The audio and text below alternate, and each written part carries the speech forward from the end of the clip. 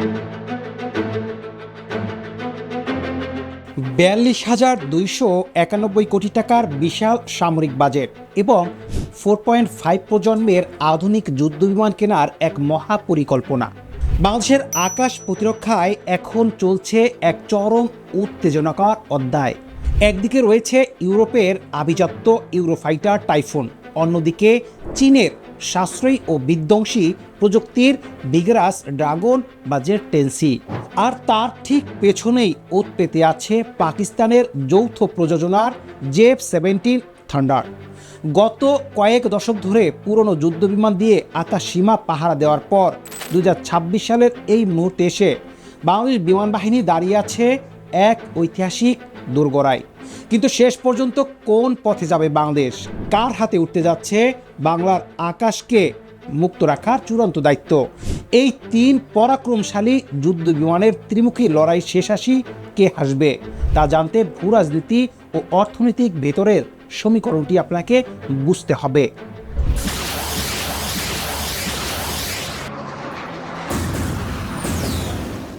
সহজ ভাষায় বলতে গেলে এটি হলো বাংলাদেশ বিমান বাহিনীর বহরে থাকা পুরনো 4টি সোভিয়েত আমলের MiG-29 এবং পুরনো চীনা F-7 ফাইটার জেটগুলোকে প্রতিস্থাপন করে সম্পূর্ণ নতুন এবং আধুনিক প্রযুক্তির MRCA বা বহু স্তরীয় যুদ্ধবিমান যুক্ত করার এক মহাপরিকল্পনা।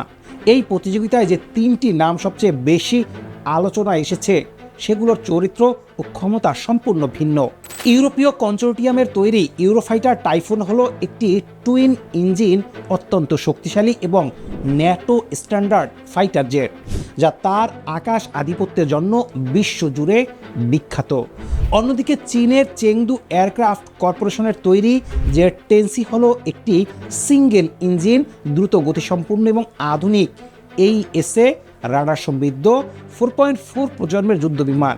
আর তৃতীয় অপশনটি হলো পাকিস্তান ও চীনের যৌথভাবে তৈরি JF-17 ব্লক 3, যা মূলত অত্যন্ত কম খরচে আধুনিক আকাশ যুদ্ধের সব সুবিধা দেওয়ার জন্য পরিচিত।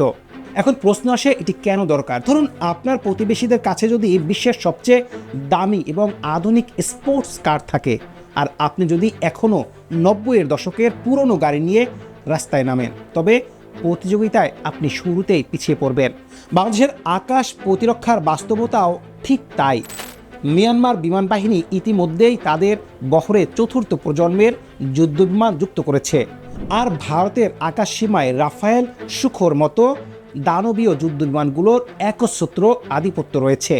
এই অঞ্চলে নিজেদের ন্যূনতম সামরিক ভারসাম্য বা ডিটারেন্স বজায় রাখতে হলে বাংলাদেশের এমন একটি ফাইটার জেট দরকার, যা শুধু আকাশ পাহারা দিবে না, বরং প্রয়োজনে শত্রুর সীমানার ভেতরে ঢুকে নিখুঁত স্ট্রাইক করতে পারবে।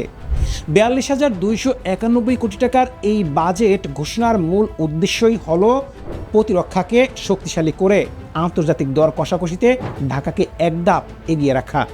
প্রতিরক্ষা বিষয়ক আন্তর্জাতিক সামরিক থিঙ্ক ট্যাঙ্ক এবং গ্লোবাল ডিফেন্স জার্নালগুলোর সাম্প্রতিক তথ্য বিশ্লেষণ করলে দেখা যায় বাংলাদেশ এই তিনটির মধ্য থেকে যে কোনো একটি বা দুটি বেছে নেওয়ার জন্য অন্তত সতর্কতার সাথে এগোচ্ছে।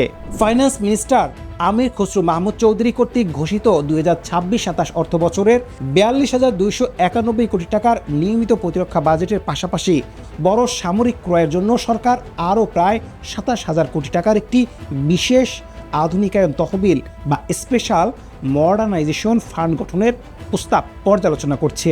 এই বিশাল অর্থের ব্যাকআপ নিয়ে বাংলাদেশ এখন তিনটি পথ খোলা রেখেছে।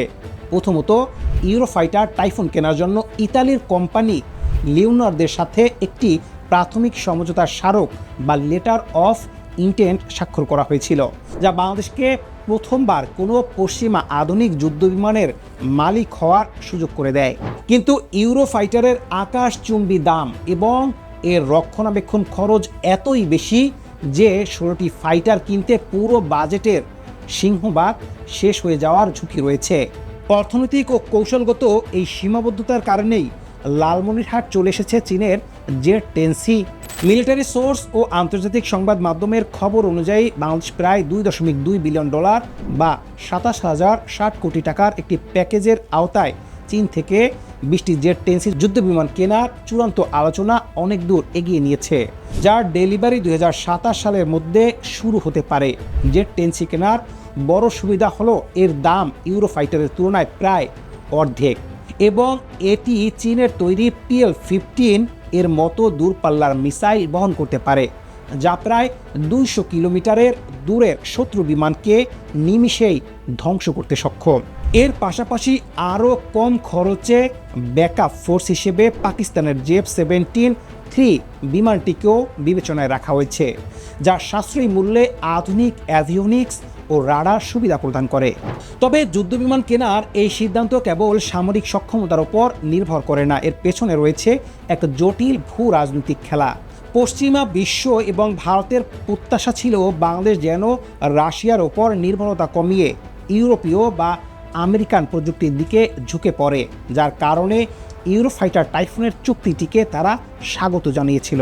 কিন্তু বাংলাদেশ যদি শেষ পর্যন্ত ইউরোপের পথ ছেড়ে চীনের তৈরি জেট 10C বা পাকিস্তানের JF-17 পথ বেছে নেয়, তবে তা আঞ্চলিক ভূ রাজনীতিতে এক নতুন সমীকরণ তৈরি করবে।